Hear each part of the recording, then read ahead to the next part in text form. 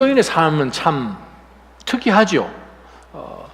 마치 어떤가 하면 큰 이 바다, 태평양 같은 그런 바다에 조그마한 섬이 하나 있다고 한번 생각해 보세요. 조그마한 섬이 하나 있는데 그게 정말 그 주변 몇 평방 미터인지 마일인지 킬로든지 안에 섬이 없어요. 그 섬 하나만 있고 그 주변에는 뭐가 있어요? 물이 있잖아요.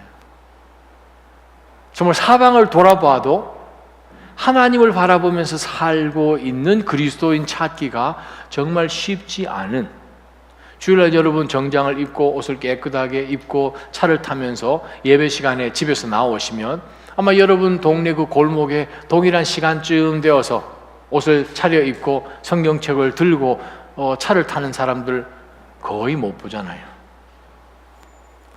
정말 우리는 이 땅 가운데 살면서 특이하게 사는 그러한 인생입니다. 그럼에도 불구하고 우리 이 땅에 속해 있지만 세상 사람들이 생각하는 가치관과 정반대의 생각을 하면서 살아가고 있죠. 세상 사람들 주장하고 그들이 따르고 옳다고 동의하는 바로 그러한 것과 정반대의 생각을 하고 우리는 이 땅에 사는 것이 그리스도인의 독특함입니다. 예수님께서 이 땅에 오셔서 우리를 구원해 주심도 사실은 우리 이 땅 가운데서 사는 것이 너무나 힘들어서 그냥 거기서 건져내 주시려고 우리를 구원하신 것이 아니라는 거예요. 요한복음 17장에 보게 되면 그게 딜레마입니다. 딜레마이기 때문에 예수님께서도 겟세마네 동산에서 마지막 순간에 십자가 지시기 불과 몇 시간 전에 기도하신 것이 주여 저들로 하여금 그 딜레마를 이겨낼 수 있도록 해 주십시오. 주님이 십자가 지심이 그들로 하여금 세상에서 뚝 떼어져서 바로 그 순간에 당장 천국으로 가게끔 하시는 것이 예수님 십자가 지신 이유가 아니고 목적이 아니고 우리로 하여금 그 땅 가운데 살지만 몸은 그 땅 가운데 있는데 우리가 속해 있는 것이 이 땅이 아니라 저곳인 것을 알면서 살아가는 사람들로 죄가 관영한 이 세상에 속해서 이 세상의 가치관을 가지고 살다가 속아서 죽어서 사라지는 사람들이 되지 않도록 우리를 구원하신 것입니다. 그러면 우리에게 질문을 던져야 됩니다. 믿음으로 홀로 서기라는 이 시리즈를 제가 앞으로 준비를 해 나가면서 정말 우리가 던져야 되는 질문이 무엇인가 하면 딜레마인데 우리가 세상 사람들이 추구하는 그것이 뭐가 그렇게 나쁜가? 뭐가 그렇게 우리가 경기를 일으킬 만큼 싫어해야 하는가? 그들이 주장하는 가치관 별로 그렇게 나쁜 것 같지는 않은데 우리가 그렇게까지 꼭 특별하게 독특하게 좀 유별나게 살아야 하는가? 우리가 말씀을 매주 금요일마다 보면서 우리가 우리 삶 가운데 던져야 되는 질문이 사실은 세 가지입니다. 나는 과연 믿음으로 넘어지지 않고 밸런스를 맞추고 있는가? 왜냐하면 홀로 서야 되니까 밸런스를 맞춰야 되죠. 다리를 이렇게 하나 들고 이렇게 서려면 밸런스를 맞춰야 되죠. 저도 요즘 나이가 좀 들었는지 바지 입을 때 좀 힘들어요. 옛날에는 안 그랬던 것 같은데 균형도 잘 잡고 뭐 운동도 좀 했으니까 그런 것 같은데 요즘은 좀 조심해야 돼요. 안 그러면 막 이렇게 되고 막 그런다고요. 신앙생활이 정말 우리가 균형을 잘 잡을 것인가 아니면은 이쪽으로 치우치고 저쪽으로 치우치고 사회의 풍조가 바뀌고 시대의 조류가 바뀜에 따라서 우리의 생각도 막 이렇게 바뀌어야 되는가 아니면 세대가 바뀌고 세기가 바뀌어도 변하지 아니하는 어떤 하나님의 기준이 있다면 그 기준을 따라서 나는 과연 균형 맞추며 살고 있는가 하는 거죠. 두 번째 우리가 던져야 되는 질문이 무엇인가 하면 나는 그러면 과연 그리스도인으로 살아가면서 내 삶 가운데 기쁨이 있는가 아니면 불평이 있는가? 너무 그리스도인으로 사는 게 힘든 거거든요.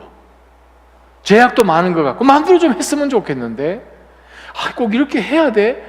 마음 가운데 예수님을 섬기는 것이 기쁨이라기보다는 부정적인 생각이 들고 짜증이 나고 하는 그것이 내 혹시 신앙생활 가운데 나타나지 않는가 하는 거죠.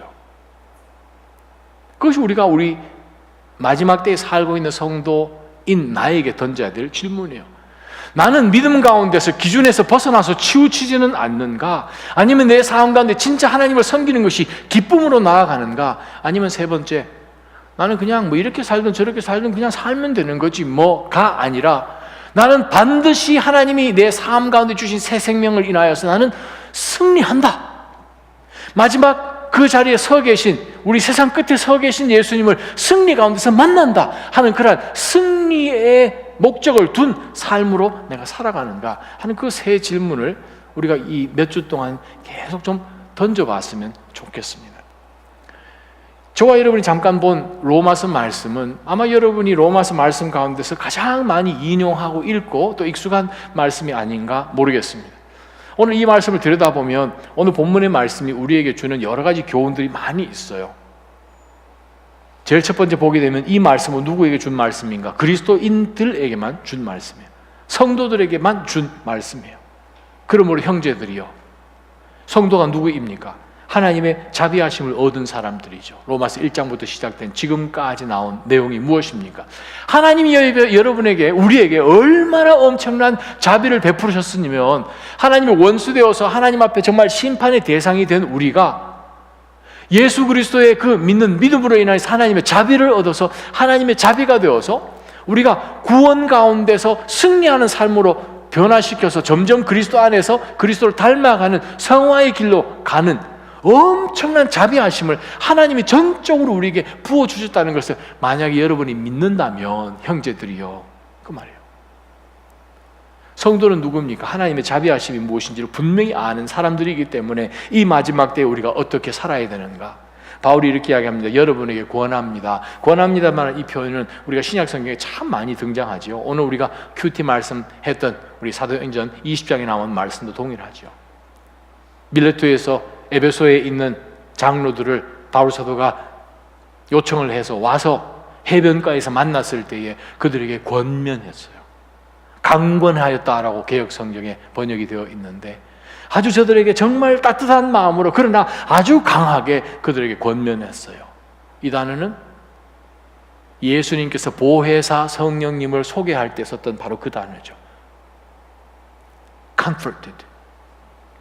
멀리 있는 분을 불러서 우리 근처 가까이 와서 우리 이렇게 감싸고 알겠니? 라고 얘기했다는 거죠. 바울 사도가 이야기합니다. 형제들이요, 내가 하나님의 자비하심으로 여러분 옆에 와가지고 여러분을 어깨를 끌어안고 여러분이 허리를 끌어안고 우리 같은 믿음의 형제, 동지 아닙니까? 하는 가운데서 권면을 했다는 거예요. 그러면서 얼마나 중요한 말을 우리에게 하는지 뭔가 하면 여러분 몸을 하나님이 기뻐하시는 거룩한 산 제사로 드려야 된답니다. 그 말을 지금 우리에게 합니다. 그래요. 이 말씀을 들여다보니까 하나님이 기뻐하시는 제물로 드려야 되는 거예요. 뭐를? 내 몸을. 유대 개념에서는 몸이 다지요. 몸이 사실은 속에서 나오는 생각들을 다 포함해서 나오니까. 우리가 이 마지막 때에 사는 딜레마가 목사님 그냥 다들 그렇게 사니까 겉으로는 그렇게 사는 것처럼 보이지만 사실은 제 속은 주님만 바라보고 있어요 라고 생각할 수 있다는 거예요. 근데 오늘 본문에 보면 바울 사도가 하나님의 자비하심을 입었습니까? 속 안에, 가슴 속에, 속 사람이 하나님의 자비하심을 깨닫고 있습니까? 그러면, 그렇게 생각하고 있다면 show me.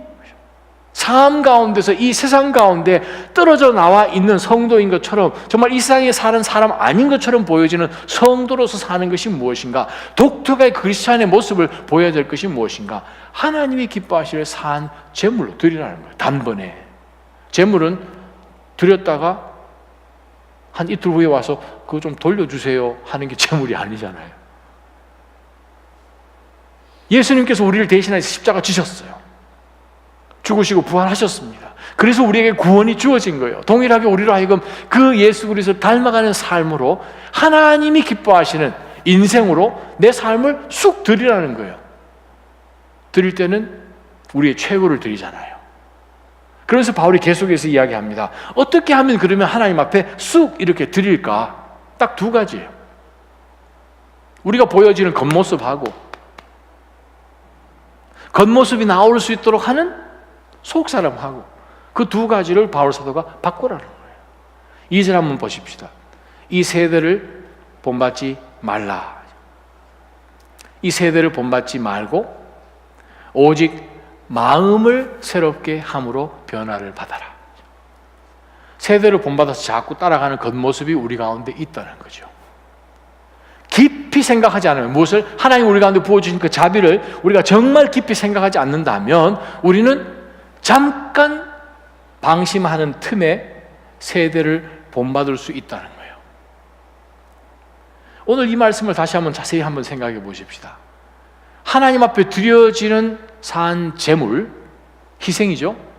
제사는 두 가지의 관점에서 봐야 된다는 거죠. 내 삶을 하나님이 기뻐하시는, 내 몸을 하나님이 받으실 제물로 드려지기 전에는 먼저 무엇이 선행이 되어야 되는가 하면 속이 변하지 않으면 겉을 드릴 수가 없습니다. 속에서부터 변화가 일어나지 않으면 겉을 드린다라는 그것은 마스크를 쓴다는 말인데, 헬라 말로 그냥 표식만 하는 거예요. 겉은 다른 것으로 아직 변화되지 않고 그대로 남아있는 거예요. 시퍼렇게 겉만 나와서 하나님 앞에 드려지는 그것 가지고는 하나님이 기뻐하실 수가 없기 때문에, 사랑하는 믿음의 형제 자매요, 내가 여러분을 강권합니다. 하나님이 기뻐하실 거룩한 산 제사로 여러분의 몸을 드리십시오. 우리가 일주일 내내 들여다보면 몸을 어디에다 제일 많이 쓰는가? 아니, 어디를 위해서 몸을 제일 중요한 부분을 드리는가? 여러분 그로서리 가면 고기 종류별로, 부위별로 쫙 나열져 있잖아요. 값이다 똑같죠? 그죠? 값이 다 틀려요. 부위별로 값이 틀려요. 좋은 부위별로 값이 틀려요. 그것처럼 하나님이 기뻐하시는 산 제물로 우리 삶 전체를 드린다면, 흠없이, 그러면 하나님이 기뻐하실 하나님이 기뻐하실 그 제물로 받기 위해서는 어떻게 해요? 우리 속, 마음이 함께 가야 되는 거예요. 본받지 말라는 거예요. 우리가 이 마지막 세대 가운데서 우리가 살아갈 때에 믿음으로 홀로 서기가 쉽지 않은 것은 무엇입니까? 우리 주변에 우리를 향해서 세상이 속삭이는, 사단이 우리를 공격하는 신화가 있지요. 그리스도인들도 그걸 잘 믿습니다. 우리 자신도 때로는 그것을 그 말 맞지? 라고 생각하는 세상적인 가치관이 있습니다. 그게 무엇인가? 첫 번째요, 출세예요. 출세하는 것, 성공하는 것, fortune이라고 번역할 수 있겠죠. 정말 이 운이 좋은 것이고, 출세해서 정말 횡재한 것이고, 있으면 좋죠. 없는 것보다도 라고 생각할 수 있죠. 또 한번 봅시다. 두 번째는 무엇입니까? 명예로운 것이죠. 세상 사람들 존경을 받고 다 그 사람을 인정해 줄 수 있는, 어깨가 으쓱 올라가게끔 만드는, 이름 석자를 남기는 바로 그것이요, 명예요. 그거를 추구하는 인생, not bad 이라고 얼마든지 생각할 수 있습니다. 출세하고, 출세해서 그 사람이 유명한 사람이 되어서 모든 사람이 그 사람을 알고 인정해주고 자랑할 만하고 그 사람을 높여주는 자리 가운데 있다면, 그거 목사님 그게 what's wrong? 세상은 또 무엇을 믿습니까? 세상은 파워를 믿습니다. 권력이요. 아예 힘이 다지, 뭐든지 하늘에 나는 새도 떨어뜨린다는 그러한 권세, 권도가, 권력이 있으면 얼마나 좋습니까? 사람들에게 영향력을 발휘하고 또 자기가 생각하는 그것을 옳다고 생각해서 자신이 얼마나 중요한 존재인지를 보여주고 나타나고 앞에서 인도하고, what's wrong, 목사님? 그게 뭐가 그렇게 잘못됐습니까? 라고 생각할 수 있는 것이 세상이 우리에게 계속해서 던지는 가치관입니다. 네 번째 마지막 가치관이 뭔가 하면, 내가 좋으면 됐지 뭐. 쾌락이요. If you like it, just do it. 늘 보는 거, 이제는 그게 진리인 것처럼 느껴지는 나이키 선전 문구입니다. 그렇지 않아요? 쾌락이요. 다른 사람은 잘 모르겠고 나만 좋으면 되는 거지 뭐. 오늘 오후에 제 딸이 잠깐 이렇게 사러 갔다가 그로서리에 파킹을 이렇게 하려고 깜빡이를 넣고 이렇게 하려는데, 맞은편에서 까만 차 하나가 슝 오더니 그 자리에 쑥 들어간 거예요. 저희 딸이 지금 깜빡이를 넣고 이제 사람 나오고 이제 이렇게 하려는데 사고 비켜낼 만큼 싹 들어갔다는 거예요. 그래서 딸이 뒤에 가서 이러고 있다가 이제 그 사람이 나오길래 아니 어떻게 그렇게 운전을 하냐고. 그랬더니 이 사람이 대답하는 말이 뭐 그거 가지고 그렇게 따집니까? 여기 파킹장 많은데. 그랬더니 저희 딸이 파킹장 많으면 당신은 왜 이렇게 넣습니까? 그렇게 얘기를 했대요. 근데 이 사람이 그렇게 살지 말라고. 우리 딸 참 대단해요. 막 혼냈다는 거예요. 그리고 이제 다른 데 파킹을 하고 그래서 딱 들어갔는데 그 사람이 딱 거기에 있더래요. 그래서 다시 다가가지고 저 위에 있는 거 좀 내려주세요. 자, 나 키 작으니까. 그랬더니 그 사람이 하고 이제 내려줬대요. 우스갯소리지만 세상 사람들 관점은 무엇입니까? 아니 내가 조금 더 빨리 운전해서 들어갔는데 뭘. 모든 생각이 내 중심이죠. 쾌락. 내가 기쁘면 되는 거예요. 내가 좋으면 되는 것이, 내가 즐기면 되는 것이고 하는 그 생각은 세상이 주는 생각이에요. 전혀 죄책감을 갖지 않습니다. 그래요. 다시 한번 우리가 한번 생각해 보십시다. 정말 우리가 이 세상 살아가는 가운데서 우리가 있다 보니까, 자녀를 키우다 보니까 정말 우리는 출세를 해야 되는 것 같지 않으세요? 출세를 해야 되는 것 같고 명예를 가져야 되는 것 같고 권력이 있으면 좋은 것 같고 자기가 좋으면 되는 거지 뭐 라고 생각하는 그 가치관을 오늘 우리가 12장 1절과 2절에 한번 대입해 보게 되면 리트머스 페이퍼를 통하여서 산도가 측정이 되는 것처럼 나타나죠. 오늘 말씀은 우리에게 마지막 시대를 살면서 어떻게 하면 이 시대 가운데 독특하게 그리스도인이기 때문에 살아가야 되는, 그리스도인이기 때문에 포기해야 되고 그리스도인이기 때문에 선택을 해야 되는 것이 무엇인지를 하나님의 말씀은 분명히 가르고 있습니다. 그것이 무엇인가? 하나님이 기뻐하시는가? 세상은 뭐라고 이야기합니까? 내가 좋으면 됐지 뭐. 나는 그렇게 생각 안 하는데. 문제는 하나님은요, 그 질문을 우리가 놓치고 살지는 않는가라고 바울 사도가 우리에게 질문을 던진다는 거죠. 그 다음에 말씀이 무엇입니까? 거룩한 산 제물로 내가 드리면 내가 주장할 수 있는 것이 하나도 없지요. 제물은 태워져서 그냥 사라지잖아요. 죄만 남잖아요. 아무것도 없어요. 주장할 수 있는 것도 없고 각이 띄어져서 제단 위에 그냥 올라져 있는 짐승이니까 어떻게 해요? 근데 보니까 우리의 삶의 목적이 나의 명예를 위해서 사는 것이 아니라 하나님께 드리는 예배로 살아가라고 바울은 이야기한다는 거예요. 우리의 존재가 우리의 명예를 찾고 권력을 찾고 하는 것이 아니라 하나님이 기뻐하시는 예배자로서의 예배를 받으시는 하나님이 우리 삶의 영원한 예배의 대상이 되게끔 예배자로 하나님이 우리를 부르셨지 출세하는 자로 부르시고 우리가 다른 사람들 앞에서 명예를 누려서 권세로 영향력을 미치고 하는 그곳으로 우리를 하나님이 절대 부르시지 않았다는 근본적인 문제를 바울 사도가 우리에게 제시합니다.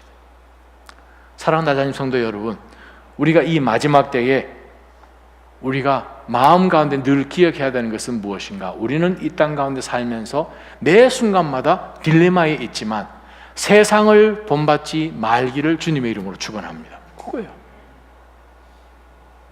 세상이 우리에게 주장하는 것, 출세하고 명예를 추구하고 권력이 있고 또 자기의 쾌락 내가 즐거우면 됐지 뭐. What's a big, 하나님께서 생각할 때 big deal이라는 거죠. 오늘 본문을 다시 한번 들여다보면서 그 세상이 주장하는 것을 본받지 말고 두 번째 우리로 하여금 하나님이 말씀하시는 것은 속 사람이 변화하라는 거예요. 겉에 나타나는 모습과 우리의 모든 생각과 디자이어, 드라이브 같은 것들은 속에서부터 시작하잖아요. 속에서 무엇으로부터 변화됩니까? 마음을 새롭게 해야 되는 거죠. 성령 하나님을 통하여서 우리가 은혜 받은 하나님의 자비하심을 얻은 사람이라면 우리는 끊임없이 변화 가운데서 결단하며 나아가야 됩니다. 어떻게 해요? 계속해서 하나님 중심의 삶으로, 예배 중심의 삶으로, 믿음으로 살아가는 그 방향으로 우리 자신을 계속 푸시하지 않으면 어느 순간에 우리가 힘 좀 쓰고 명예 좀 있고 출세하고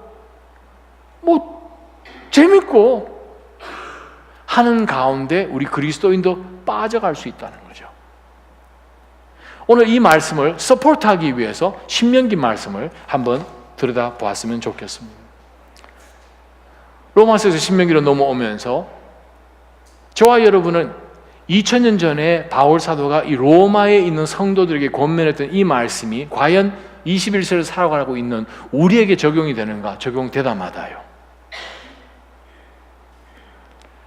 3400년 전에 모세가 광야 생활 40년 동안에 태어난 이 세대가 이집트에서 종살이 하던 부모들 밑에서 광야에서 태어났어요. 출애굽을 해서 광야길 가는 가운데서 태어난 이 세대들이 이제 정말 모세를 통해서 하나님이 인도하신 40년의 시간이 지나고 이제는 어디로 들어가는가? 가나안 땅, 약속의 땅, 정말 조상들이 지난 수백 년 동안 기다렸던 하나님이 주시는 젖과 꿀이 흐른다고 말씀하시는 그 약속의 땅, 이제 여기서 하나님이 엄청난 역사를 이 민족을 통하여서, 우리를 통하여서 하실 그 일을 기대하면서 이제 요단 강만 건너가면 되는 그 시점에 이 세컨드 제너레이션이 지금 서 있는 상황에서 모세가 설교를 한 말씀이죠. 이들이 이제 들어가서 살아야 되는 곳이에요. 들어가면 이들만 유일하게 하나님을 아는 무리들입니다. 저와 여러분 삶 가운데 주변에 돌아보면 저와 여러분이 유일하게 하나님을 아는 사람 같은 그러한 시대 가운데 우리가 살고 있어요. 가나안 땅에 들어갑니다. 그들에게 바울 사도, 모세가 무슨 말씀을 권면을 했는가 하면 절대 저들을 본받지 말라는 말씀을 합니다. 어떤 순간 속에서도 저들을 절대 본받지 말고 바울이 했던 동일한 말씀처럼 변화를 받아서 하나님 포커스를 두는 예배자로 살라고 말씀하십니다. 6장 10절 한번 말씀 보세요. 10절에서 12절까지 말씀을 보면 이렇습니다. 너희 하나님 여호와께서 그 땅에 너희를 데리고 들어가실 때 하나님이 인도해 오셨어요. 하나님의 자비하심으로 저와 여러분을 구원하셔서 지금까지 하나님이 인도해 오셨어요.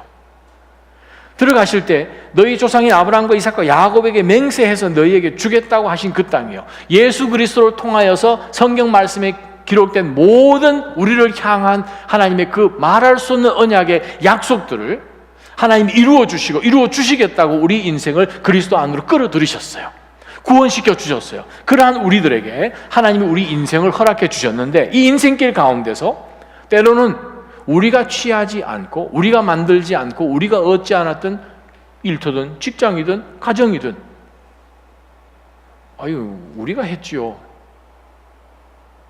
하나님이 도우시지 않았다면 우리가 그 일을 하실 수 있었겠습니까? 없었죠. 하나님이 생명 주셨고 공급해 주셨고 인도하셨고 보호하셨고 건강 주셨고 일하게 하셨고 공부하게 하셨고 하나님이 모든 것을 다 열어주셨습니다.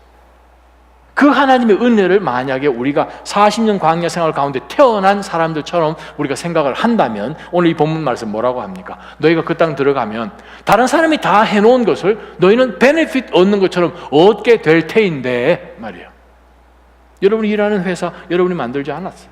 직장 여러분이 다녔던 학교들, 여러분이 살고 있는 집도 여러분이 뚝딱뚝딱 만들지 않았어요. 다른 사람 다 한 것을 어떤 연유로 인해서 하나님이 열어주셔서 다 얻게 해주셨다는 거죠. 그렇게 했는데 너희가 그 땅 들어가서 아름다운 성들이 있는 땅, 너희가 채우지 않은 여러 종류의 좋은 것들로 가득 찬 집들과 너희가 파지 않은 우물과 너희가 심지 않은 포도나무와 올리브 나무가 있는 땅에서, 미국 땅에서 쉽게 이야기하면, 한국은 이번 여름에 그렇게 더웠다 그러잖아요. 그래도 보스턴은 그만큼 덥지는 않았잖아요. 동의를 안 하시네요. 전화를 해보니까 여기는 그냥 무지막지합니다. 딱 한 문장으로 저한테 이메일이 왔어요. 무지막지합니다. 정말 덥다 그러더라고요. 어느 도시에는 너무 더워서 그 계란 프라이 하는 그거를 조형물을 만들어 가지고 시내 한복판에 놔뒀다 그러잖아요. 큰 그 프라이팬하고 계란 모양을 이렇게 어떤 한 예술가가 만들었다는 거예요. 너무 덥다는 거죠. 그랬더니 사람들이 불평했습니다. 이거 보니 더 덥다. 빨리 치워라. 그리고 오늘 말씀 가운데서 보니까 너희가 그러한 곳 가운데서 먹고 배부를 때 편하죠. 배부를 때 스스로 삼가하라. 스스로 조심하라. 그렇지 않으면 휙 넘어간다는 거예요. 밸런스가. 균형을 잃어버린다는 거예요. 스스로 삼가서 너희를 이집트에서 종살이하던 땅에서 이끌어내신 여호와를 잊지 않도록 하라라고 성경은 말씀합니다. 그 말은 무엇인가? 우리가 그 땅 가운데 들어가서 살 때에 조심해야 되는 것은 내 책임이에요. 삼가해야 되는 사람은 나예요. 우리가 이 마지막 험한 세대 가운데 그리스도인으로 사는 독특함, 바로 그것을 유지하는 것은 우리 책임이에요.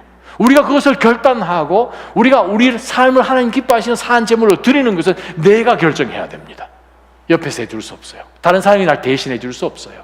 하나님은 바로 나에게 그 명령을 하셨다는 거예요.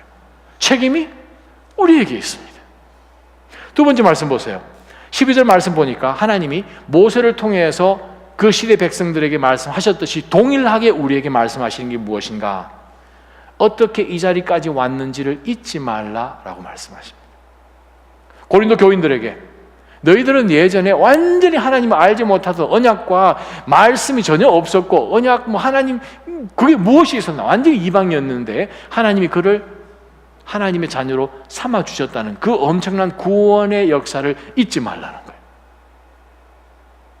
여러분이 지금까지 살아오는 가운데서 하나님께서 정말 여러분들을 이끌어내셨다는 분, 바로 그 여호와 하나님이 우리 삶의 가장 귀중한 분인 것을 잊지 말라는 거예요. 우리는 한순간에 그것을 생각하지 않고 하나님 앞에 예배 드리는 것보다 내가 출세를 하고 내가 노력해서 더 높은 자리에 가고 더 많이 소유하고 더 많이 즐기고 더 많이 사람들에게 내 영향력을 미치고 하는 그것이 가장 중요하다고 생각할 그쯤에 삼가 조심해서 뭐를요? 여호와를 놓치지 말라는 거예요. 2018년은 하나님 앞에 예배를 세우는 해입니다. 제가 정말 이 질문을 우리 모두에게 한번 던져보고 싶은 것은 나에게 예배가 온도가 몇 도가 될까? 하나님 앞에 드려지는 내 예배가 정말 얼마만큼 하나님 앞에 열정적으로 드릴까? 얼마 전에 끝났던 올림픽 그걸 보면서 막 박수를 치는 거 그거보다 최소한 한 500번은 더 열정적으로 예배를 드릴까? 하는 생각. 몇 시에 시작하지? 벌써 그냥 선전할 때부터 보잖아요. 예배 시작하기 전부터 열정적으로, 이미 운전할 때부터 열정적으로, 하나님 앞에 들어오는 순간부터 그냥 뜨거워지고 하는 그러한 것. 왜요? 하나님을 잊지 않았기 때문에 그렇다는 거죠. 그러면서 계속해서 하나님 말씀하십니다. 우리에게 어떠한 책임감이 있는가 하면 13절 14절이에요. 너희 하나님 여호와를 우리는 경외하고 그분만을 섬기고 그 이름을 두고 맹세하고 너희는 다른 신들을 곧 내 주변에 있는 민족들이 믿는 그러한 이 세상의 가치관을 따르지 말라라고 하나님이 말씀하시는 것은 저와 여러분이 언젠가는 우리가 하나님 앞에 서야 되는, 하나님 앞에 서서 해명해야 되는 책임이 있다는 거예요. 그래요. 우리가 하나님 앞에 해명해야 됩니다. 하나님이 말씀하십니다. 내가 너희들에게 새로운 땅 들어가서 너희들이 손으로 짓고 얻고 했던 그러한 것이 모든 것 너희들에게 하나님이 허락해 주셨는데 그것을 통하여서 너희들은 누구를 높이며 누구를 예배하는 사람으로 살았는가? 너희 스스로를 예배했는가? 하나님을 예배했는가? 하는 가운데서 우리가 하나님 앞에 해명을 해야 되는데 정말 13절 나온 말씀처럼 내가 하나님을 경외한다는 뜻이 무엇입니까? 하나님은 구별받으실 하나님이십니다. 하나님이 다 하셨고 하나님은 우리 인생과 티끌 같은 인생과 다릅니다 라고 하나님을 구별하는, 예배를 통해서 하나님을 하나님으로 인정하는 바로 그것이 우리가 하나님 앞에 해명해야 되는 문제거든요. 사랑하는 나자님 성도 여러분, 이 마지막 때에 믿음으로 홀로 선다는 뜻이 무언가 하면 다른 사람은 다 그렇게 하지 않아도 우리는 하나님의 자비하심을 받은 사람들은 하나님 앞에서 해명해야 되는 책임이 우리 가운데 있다는 거죠. 그것을 모세도 이스라엘 백성들에게 얘기를 했고 바울 사도도 로마 성도들에게 했다는 거죠. 어때요? 하나님이 만약에 오늘 이 저녁에 우리를 만나신다면 특별한 순간을 통하여서 정말 우리가 하나님 앞에 섰을 때 내가 하나님만을 경외하였습니다. 내가 하나님만을 섬겼습니다. 내가 하나님의 이름만을 두었고 내가 하나님 이름 앞에서 내가 부끄럽지 않게 맹세했습니다. 맹세한다는 것은 그 일을 했다는 거죠. 그렇게 내가 살아왔는가 하는 그것을 하나님 앞에 해명할 수 있습니다 하는 그러한 마음으로 우리가 매일을 살지 않으면 우리 삶의 변화는 일어나지 않는다는 거예요. 그게 변해야 상황이 변하거든요. 그게 변해야 내 결정이 변하고 행동이 변하거든요. 몸이 변하거든요. 속에서부터 무슨 일이 일어나야 됩니까? 하나님이 우리 삶 가운데 주인이시고 우리를 인도하셨기 때문에 내가 하나님 앞에서 해명하려면 내가 하나님을 경외하고 하나님을 인정하고 섬기고 하나님만 내가 앞세울 수밖에 없습니다라는 그 결정이 삶 가운데 매일같이 푸시가 되지 않으면 우리는 속 사람으로부터 변화돼서 세상을 본받는 것이 아니라 하나님을 본받는 사람이 되어야지. 그렇지 않으면 안 된다는 거죠. 마지막 말씀 한번 보세요. 15절 보세요. 모세가 이제 가나안 땅 들어가서 그 땅을 유업으로 얻고 전쟁을 치러서 이 땅은 하나님이 주신 땅이야 선포하면서 그 땅의 소유를 취해야 되는 그 사람들에게 하나님께서 모세를 통해서 무슨 굉장한 메시지를 주셨는가 하면 너희가 그 땅 들어가서 안전하게 취하고 그 땅을 누리고 세틀다운 할 때에 너희들이 누릴 security, 안전은 그 땅에서 나오지 않는다는 거예요. 너희가 스스로 얻을 수 없다는 거예요. 15절 자세히 한번 들여다보세요.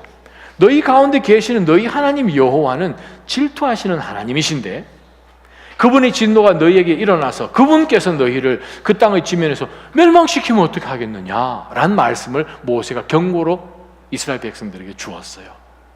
다른 말로 표현하면 무슨 뜻입니까? 저와 여러분이 이 땅 가운데 살면서 세상이 우리에게 계속해서 모든 방법을 통해서 주입시키고 있는 생각들, 출세하고요, 명예와 권력과 쾌락을 누리고자 하는 이 모든 세상의 가치관에 우리가 빠지지 않으려고 한다면 어떻게 해요? 우리는 어떻게 해서든 삶의 기준이 세상이 주장하는 가치관이 아니라 하나님에게 있다는 것을 놓치지 말아야 돼요. 참 쉬울 것 같죠? 매 순간마다 우리 이것을 기억하지 않으면 어느 순간에 우리는 출세해야죠. 출세 what's wrong? 근데 문제는 출세 자체는 잘못된 게 아니에요. 문제는 하나님 안에서 출세를 하느냐 하나님 없이도 출세했는가, 그게 문제지. 맞죠? 명예, 하나님 얼마든지 성경 가운데서 명예롭게 사용하신 분들이 많이 있습니다. 요셉이 그랬잖아요. 다니엘이 그랬잖아요. 많습니다. 근데 하나님 안에서 명예로운가 아니면 하나님 없이도 명예로워도 괜찮은가 하는 그것을 세상은 우리에게 계속해서 선택하도록 합니다. 하나님 없이도 명예로우면 되지. 즐거움, 그리스도 안에서 믿음의 성도들이 하나님이 주시는 하늘의 신령한 기쁨과 속에서부터 멈출 수 없는 그 기쁨의 찬양을 올려드리는 그 기쁨하고 세상이 즐기고 다른 사람 다 하고 뭐 내가 좋겠다는데 뭐 라고 생각하는 그 가치관, 즐거움은 비슷한 것 같은데 시작되는 시점도 틀리고 방향도 틀려요. 겉으로 보여지는 것은 비슷한 것 같잖아요. 둘 다 좋아하고 즐거워하는 것 같잖아요. 세상 가치관은 무엇입니까? 어찌됐든 간에 너만 좋으면 되지 않나. 문제는 하나님이 좋아하는 기쁨이 되기를 주님의 이름으로 축원합니다. 그거 놓치면 다 놓치는 거거든요. 왜 그렇습니까? 15절에 하나님 분명히 말씀하신 너희가 정말 애써서 셀다운 했는데 하나님은 질투하시는 하나님이시라는 거예요. 그래서 우리를 그냥 이렇게 쓸어버리시면 어떻게 하냐. 하나님 앞에 나중에 섰는데 칭찬받을 것이 하나도 없는 구원을 받아서 하나님 앞에 섰다면 이거는 심각한 문제가 아닐 수 없죠. 삶의 기준은 하나님에게 있습니다. 세상 가치관이 아니에요. 그것이 우리가 믿음으로 살아갈 수 있는 홀로서기의 비결이라는 것을 모세도 이야기를 하고 바울도 이야기를 합니다. 사랑하는 성도 여러분, 우리가 계속하여서 매 순간순간마다 하나님 앞에 정말 이 세상 겉모습만 아니라 속 사람이 하나님께 드려졌기 때문에 겉모습이 달라지는 거예요. 겉모습은 속에서 나옵니다. 속에서 나옵니다. 그래서 바울 사도가 먼저 속 사람을 변화시켜서 메타노이아, 완전히 변형하라는 거죠. 변형. 누에 꼬치에서 그죠? 그냥 성충이 돼서 나비 같은 거 날아다니는 나오도록 전혀 다른 모습이잖아요. 변화를 받아라는 거죠. 무슨 변화를? 메타노이아, 완전히 다른 형태로 변화하라는 거죠. 속에서 바뀌었어요. 그랬더니 겉모습이 완전히 달라지잖아요. 누에 꽃이 그 안에 있던 꽃이 딱딱한 그 안에 있었던 것이 바뀌니까 바깥에 있는 것, 드러나는 모습이 완전히 바뀌는 모습처럼 우리로 하여금 완전히 탈바꿈하라는 것을 바울도 이야기를 하고 모세도 이야기합니다. 사랑하는 성도 여러분, 이 마지막 때를 살면서 정말 그리스도인들은 정말 하나님만 바라보며 살 때에 그 가치관을 하나님이 허락해 주신 가치관으로 되돌려 드릴 때에 우리 삶 가운데는요, 하나님이 우리 삶 가운데 출세도 주실 것이고 세상이 줄 수 없는 명예도 주실 것이고, 세상이 약속할 수 없는 권세도 주실 것이고, 세상이 우리에게 어떠한 줄 수 없는 기쁨도 하늘에서부터 우리에게 말할 수 없이 나리는 것을 믿으시고 주님만 끝까지 붙들고 사시기를 주님의 이름으로 축원합니다.